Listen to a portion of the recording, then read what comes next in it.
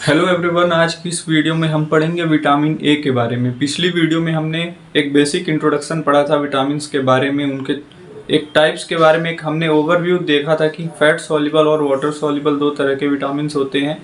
तो अब इसी सिलसिले में हम आगे देखते हैं कि फैट सॉल्युबल विटामिन्स में कौन कौन से विटामिन्स पाए जाते हैं। तो सबसे पहले हम शुरुआत करेंगे विटामिन ए से। तो चलिए हम देखते हैं विटामिन ए के बारे में।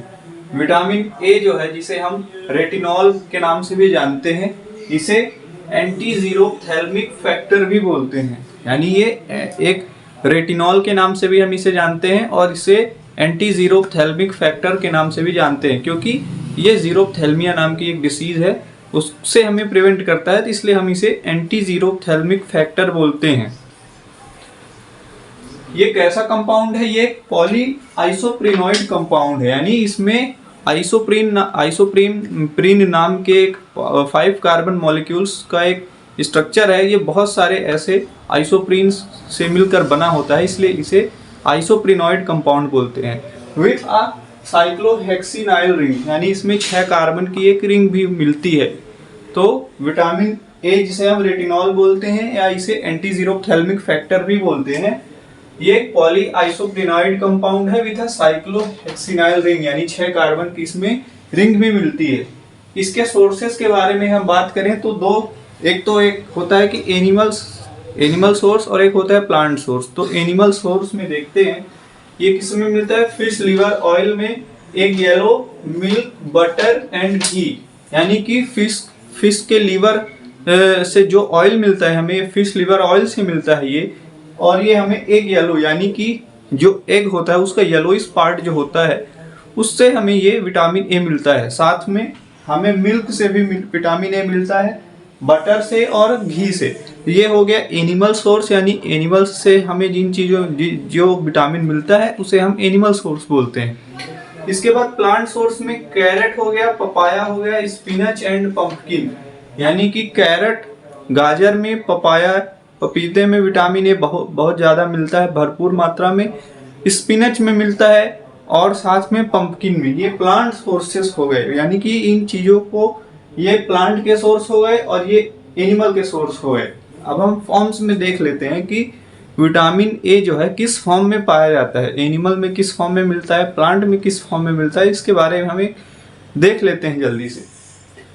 एनिमल में ये long chain fatty acid esters of retinol, यानी एनिमल में क्या है, ये रेटिनॉल के फॉर्म में मिलता है और रेटिनॉल की ये long chain fatty acid esters के रूप में मिलता है, और जो कि डायरेक्टली एब्जॉर्ब इनटू इंटेस्टाइन, यानी इंटेस्टाइन में डायरेक्टली एब्जॉर्ब हो जाता है। प्लांट में ये बीटा कैरोटीन या प्रोविटामिन ए के फॉर्म में मिलता है, यानी कि प्लांट में किस रूप में मिलता है? बीटा कैरोटीन के फॉर्म में, या कि जिसे हम प्रोविटामिन ए भी बोलते हैं। ये बीटा कैरोटीन क्या होता है कि ये बीटा कैरोटीन डीऑक्सीजनेस नाम के इससे कन्वर्ट करता है 2 मॉलिक्यूल्स ऑफ रेटिनोल्डिहाइड या रेटिनॉल, यानी कि बीटा कैरोटीन डीऑक्सीजनेस जो है, इस बीटा कैरोटीन या प्रोविटामिन ए को कन्वर्ट करता है रेटिनोल्डिहाइड के 2 मॉलिक्यूल्स या फिर रेटिनॉल के 2 मॉलिक्यूल्स। और ये रेटिनोल्डिहाइड जो है ये reduce to form retinol by special reductase enzyme, यानी कि पहले तो बीटा कैरोटीन ने क्या किया कि रेटिनोल्डिहाइड के 2 मॉलिक्यूल्स में कन्वर्ट किया इससे बीटा कैरोटीन डीऑक्सीजनेस से। उसके बाद जो है तो ये रेटिनोल्डिहाइड जो है वो और ज़्यादा रिड्यूस होके किस फॉर्म में मिलता है? रेटिनॉल की फॉर्म में। और small amount of retinaldehyde oxidised into retinoic acid, और कुछ मात्रा जो है थोड़ा सा ये जो रेटिनोल्डिहाइड है ये ऑक्सीडाइज होके रेटिनोइक एसिड में भी कन्वर्ट हो जाता है। इसके बाद हम फंक्शंस के बारे में देखते हैं कि विटामिन ए के क्या फंक्शंस होते हैं, किस काम में आता है, ये हमारी बॉडी में क्या असर करता है। तो इसके बारे में हम सबसे पहले देखते हैं कि क्या फंक्शन है। तो retinol acts as a hormone, ये जो रेटिनॉल है ये एक हार्मोन के रूप में काम करता है। उसके बाद और भी बहुत सारे फंक्शंस देखते हैं। विटामिन ए के फंक्शंस देख रहे थे, तो पहला फंक्शन हमने देखा कि एक हार्मोन की तरह एक्ट करता है, यानी हार्मोन की तरह काम करता है रेटिनॉल। उसके बाद दूसरा फंक्शन ये है कि रेटिनॉल यानी रेटिनॉल, इसमें NaL है, ये combine with opsin protein to form rhodopsin, यानी कि ऑप्सिन नाम की एक प्रोटीन है, उसके साथ ये रेटिनॉल कंबाइन करके रोडोप्सिन प्रोटीन बनाता है। Rhodopsin protein forms rods in the retina, और ये जो रोडोप्सिन प्रोटीन है ये हमारी आईज में जो रेटिना होती है वहाँ पे रॉड्स और कोन्स नाम के दो तरह के सेल्स होते हैं। तो ये रोडोप्सिन जो प्रोटीन है ये क्या करती है, forms rods in the retina, हमारी आईज में हमारी रेटिना जो है वहाँ रॉड्स नाम से जो सेल्स होते हैं वो बनाती है।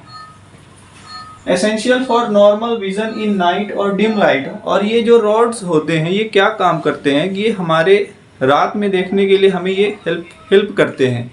ये एसेंशियल होते हैं यानी जरूरी होते हैं। अगर ये सेल्स नहीं रहेंगे, रॉड्स जो नहीं रहेंगे, तो हमारे क्या है कि नॉर्मल विजन इन नाइट और डिम लाइट में भी अफेक्टेड, यानी कि हाँ अगर ये सेल्स नहीं रहेंगे रॉड्स नाम से तो हम रात में देखने में हमें प्रॉब्लम होगी। Retinoic acid carrier of oligosaccharide during glycoprotein synthesis, और ये जो रेटिनोइक एसिड है जो थोड़ा सा बना था रेटिनॉल्डिहाइड से मिल करके ये बना था उसी से, तो ये क्या करता है ग्लाइकोप्रोटीन के सिंथेसिस के टाइम में ये कैरियर की तरह काम करता है। किस चीज़ का कैरियर, ओलिगोसैकेराइड का कैरियर। और growth and differentiation of epithelial skeletal nervous tissue, और ये रेटिनोइक एसिड क्या किस चीज़ में हेल्प करता है कि एपिथेलियल सेल्स, एपिथेलियल टिश्यू जो होते हैं हमारी स्किन में, स्केलेटल टिश्यू और नर्वस टिश्यू, इन चीज़ों के ग्रोथ में ये मदद करता है।